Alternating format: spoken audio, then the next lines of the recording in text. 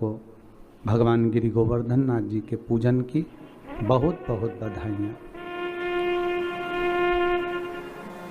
आस्था channel के सभी श्रोताओं को, भाई बहनों को, फेसबुक यूट्यूब पर कथा का रसास्वादन कर रहे सभी श्रोता भाई बहनों को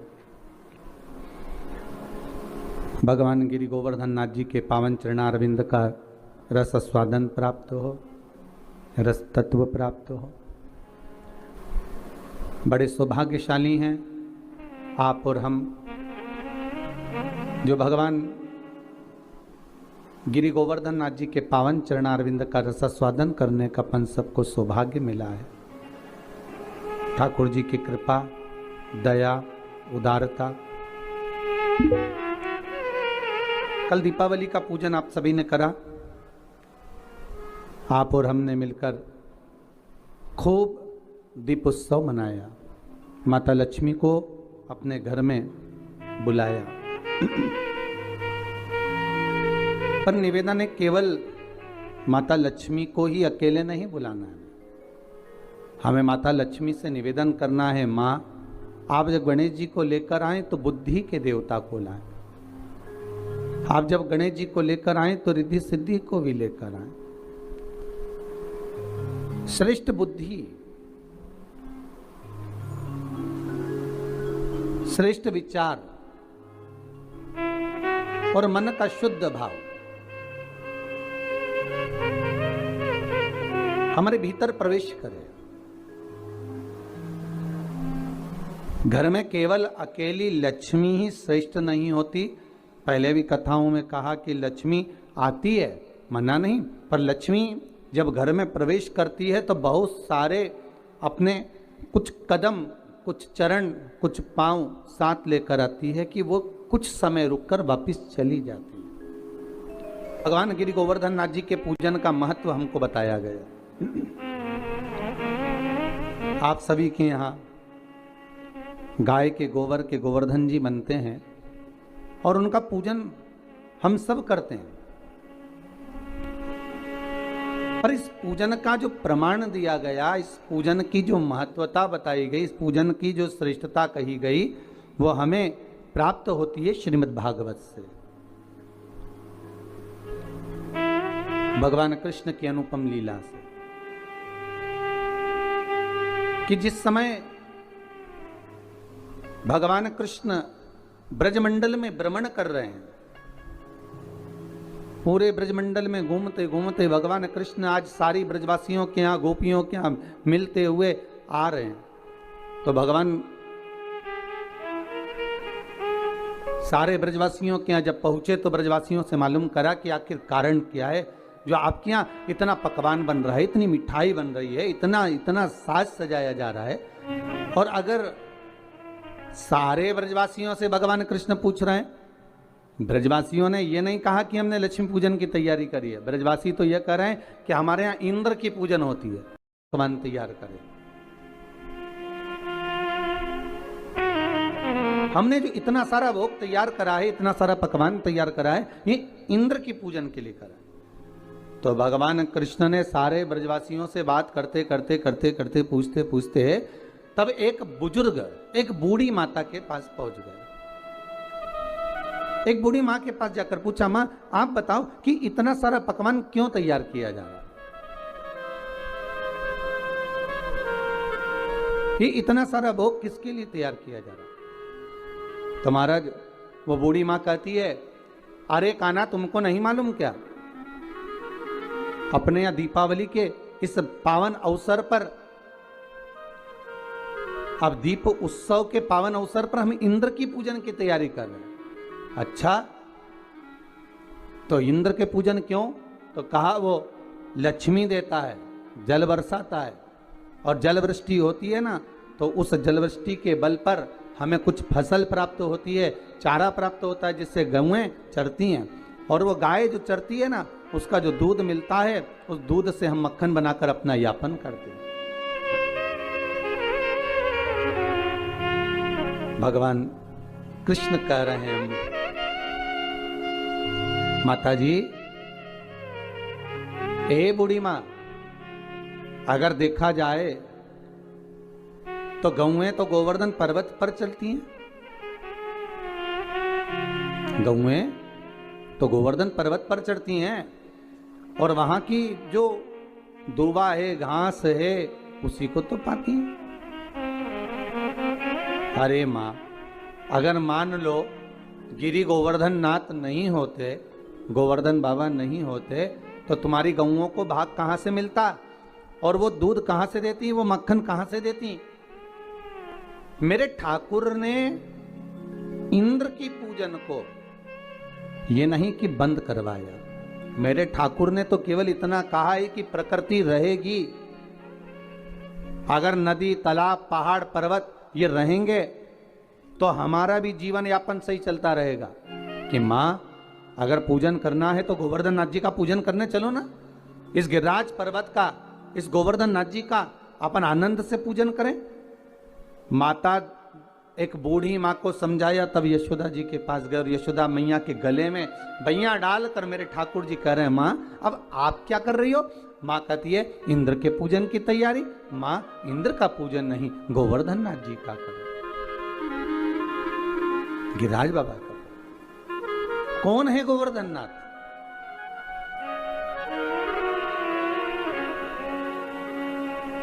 जिस समय पर श्री राम जी महाराज सुंदर सेतु का निर्माण कर रहे हैं, नल नील पत्थर को राम नाम लिखकर छोड़ रहे हैं, और जो सेतु बनाया जा रहा है उसमें श्री हनुमान जी महाराज से कहा, जाओ जल्दी जल्दी पत्थर लेकर आते जाओ। हनुमान जी महाराज भी गए।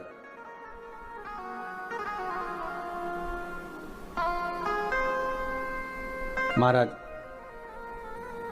और हनुमान जी महाराज गए और गिरी गोवर्धन नाथ जी को उठाकर लिया है।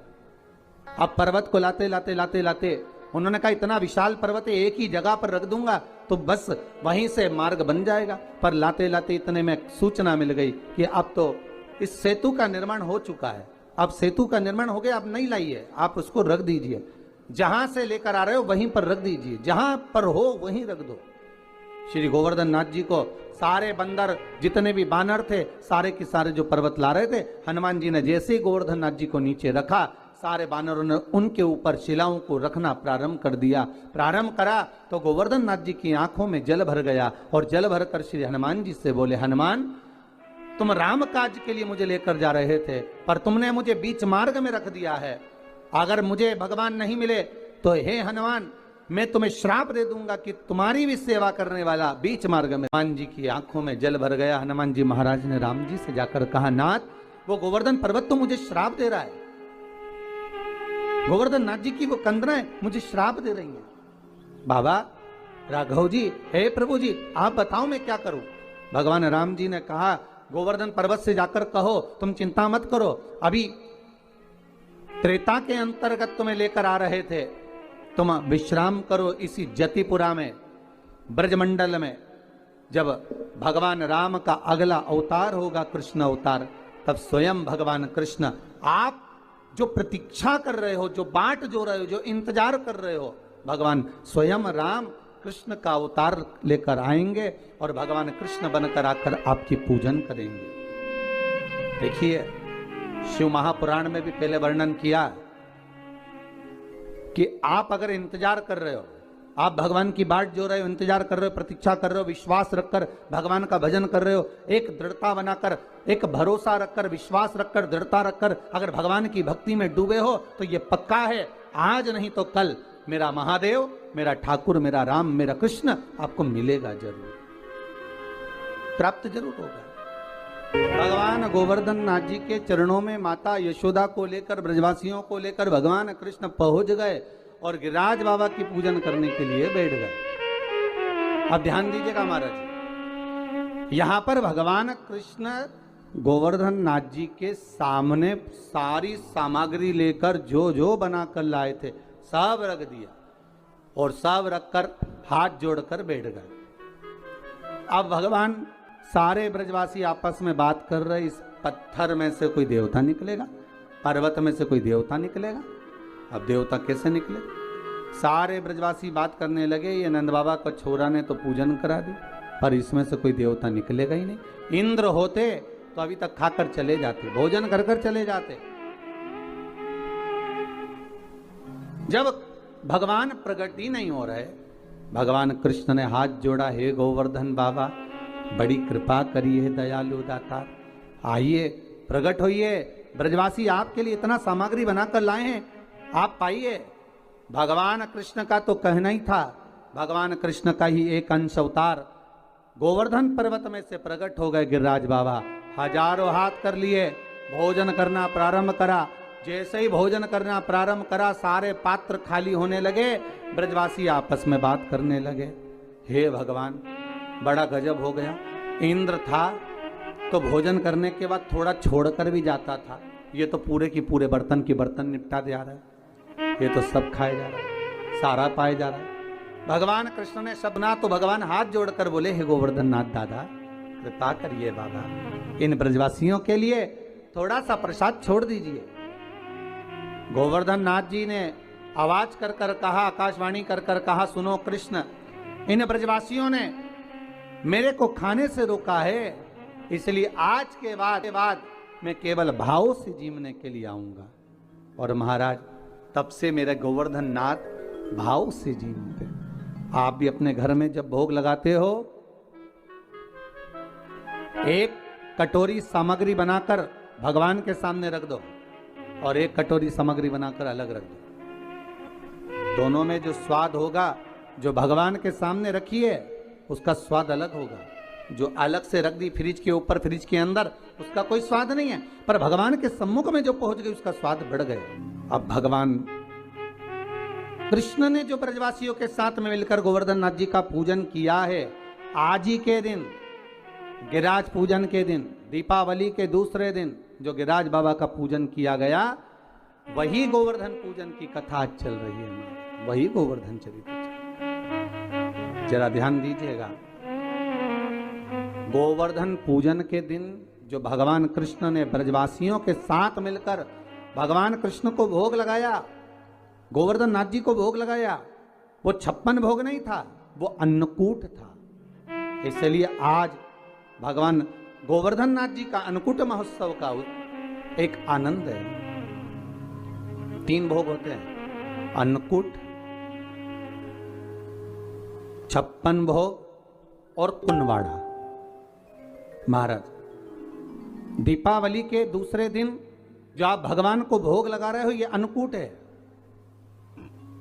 56 भोग कब लगे? जब भगवान कृष्ण ने गोवर्धन पर्वत को अपनी उंगली पर लिया, 7 दिवस तक जलवृष्टि हुई। 7 दिवस भगवान पर्वत को अपने उंगली पर धारण कर कर रखे। एक दिन में मेरे श्री जी बाबा को, मेरे ठाकुर को, मेरे कन्हैया को, मेरे कृष्ण को एक दिन में 8 बार भोजन आता है। 7 दिन तक भगवान जब तक गोवर्धन पर्वत को अपनी उंगली पर धारण करके रखे, तब तक भगवान ने कुछ नहीं पाया। और जब 7वां दिन पूर्ण हुआ तो एक दिन में 8 बार भोग लगता था, इसलिए 7 दिन का 8 बार का भोज इकट्ठा करके भगवान के सामने रखा, तो सतुवटु 56, ऐसे भगवान के सामने 56 भोग आया। तो आज जो भोग लग रहा है वो अन्नकूट है, वो अन्नकूट है महाराज। तो महाराज जो दीपावली के दूसरे दिन लगा वो अन्नकूट है। पर्वत उठाने के बाद 7 दिन का जो भोज इकट्ठा हुआ वो लगाया, वो 56 भोग है। और भगवान कृष्ण के साथ में सारे ब्रजवासी नंद बाबा के साथ में मिलकर जो भगवान गोवर्धन नाथ जी का प्रति समय पूजन करने जाते थे और जो भगवान को भोग लगाते थे, वो उसको कुनवाड़ा कहा गया। कुनवाड़े का मतलब है कुनवे के साथ, परिवार के साथ में जाकर भगवान को भोग लगाया जाए, वो कुनवाड़ा है, वो कुंजवाड़ा। महाराज सारे ब्रजवासी भगवान का पूजन करा, आ गए। देवऋषि नारद इंद्रदेव के पास पहुंच गए। महाराज नारद जी ने कहा, इंद्रदेव आपको मालूम है पृथ्वी पर आपका पूजन होता था, अब आपका पूजन बंद हो गया, ब्रजवासियों ने बंद कर दिया। किसके कहने पर? कहा नंद बाबा के छोटे से पुत्र के कहने पर तुम्हारा पूजन बंद कर दिया। इंद्र को क्रोध आया, अपार जलवृष्टि कराई, खूब जल, कहते हैं इतना जल गिरवाया और ऐसी मोटी मोटी बूंदें गिरवाई कि गोवर्धन नाथ जी के पत्थर की शिला पर, पर्वत पर आज भी बूंद के निशान हैं जो इंद्र ने बरसवाई। सोचिए, पर्वत पर पानी की बूंद के निशान है तो सांसारिक जीव का क्या हुआ होगा। जब क्रोध बरसता है तो ना जाने कितनों को लेकर चला जाता। क्रोध जब बरसता, बोले गोवर्धन पर्वत में से आवाज आई, कृष्ण मैं हल्का हो जाता हूं तो अपनी छोटी सी उंगली पर मुझे धारण कर लो। भगवान कृष्ण ने गोवर्धन नाथ जी को अपनी छोटी सी उंगली पर धारण करा। 7 दिवस बरखा भारी हुई, तब जाकर इंद्र क्षमा मांगने आए और गोवर्धन नाथ जी को भूमि पर रखकर भगवान कृष्ण ने कहा, गोवर्धन नाथ जी, कली में तुम समदेव ना दूजा, सुर नर मुनि सब करते पूजा। हे गोवर्धन नाथ, कलयुग में तुम्हारे समान कोई देव नहीं होगा। संसार के लोग आपकी पूजन कर कर सुख पाएंगे। जो आपकी परिक्रमा लगाएगा, दूध चढ़ाएगा, मनवांछित फल पाएगा। ऐसे मेरे गोवर्धन नाथ जी हैं। आप जो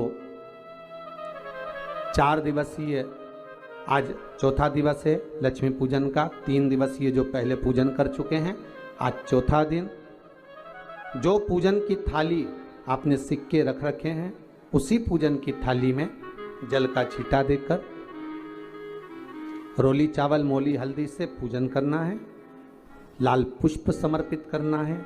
7 2 हल्दी की गठान, 2 कमल गट्टे,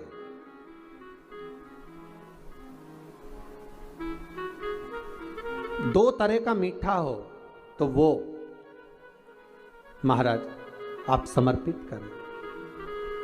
2 अमरबेल के टुकड़े उस थाली में समर्पित करें और निवेदन करें माता लक्ष्मी से। 5 घी के दिए जलाएं, दीप प्रकट करें और माता लक्ष्मी की पूजन अर्चना कर कर भोग लगाकर माँ से निवेदन करें, माँ हम 5 दिवसीय आपकी आराधना कर रहे हैं जो दीप महोत्सव के रूप में है। कृपा करो माँ, हमारे घर में धन वैभव लक्ष्मी का भंडार भरो माँ। माता से निवेदन करे और निवेदन करके माँ से तब 5 दीप उठाकर आरती करिए माता लक्ष्मी की और लक्ष्मी माता की आरती कर उन दीपों को, एक जहां गोवर्धन नाथ जी का पूजन आपने करा है, एक दीप वहां लगा दीजिए जो सुबह आपने गिरिराज जी का पूजन करा। दूसरा दीप पानी के परिंडे के पास लगा दीजिए जो हंडा आपने पानी का भरा हुआ है। तीसरा दीप घर के हॉल में जो मुख्य द्वार हो उसके पास में, जो मुख्य द्वार हो उसके नजदीक में लगा दीजिए महाराज। चौथा दीप तुलसी के क्यारे के पास लगाइए। 5वां दीप जहां पर माता लक्ष्मी का पूजन करा है वहां पर विराजमान कर दीजिए। ऐसे 5 स्थान पर 5 दियों को रखो। थोड़ी देर द्वार के पास में माता लक्ष्मी का आवाहन करो, माता लक्ष्मी से विनती करो, हे माँ आप हमारे घर में सदा विराजमान रहिए। और बाबा गोवर्धन नाथ जी से, गोवर्धन का मतलब होता है गो मतलब लक्ष्मी, वर्धन मतलब वृद्धि, जो लक्ष्मी की वृद्धि करने वाले हैं, जो संपदा के देने वाले हैं, लक्ष्मी को प्रदान करने वाले हैं। ऐसे गोवर्धन नाथ बाबा आप हमारे घर में संपदा की वृद्धि करिए, लक्ष्मी की वृद्धि करिए। बाबा से निवेदन करो। महाराज, हे गिरिराज बाबा तेरी कृपा, तेरी दया, माता लक्ष्मी की हम पूजन कर रहे हैं। ये भाव रखकर गोवर्धन नाथ जी का पूजन कर, स्मरण कर, माता लक्ष्मी का पूजन स्मरण कर। चौथे दिन की जब पूजन पूर्ण हो महाराज, तब अपन अगले दिन 5वें दिवस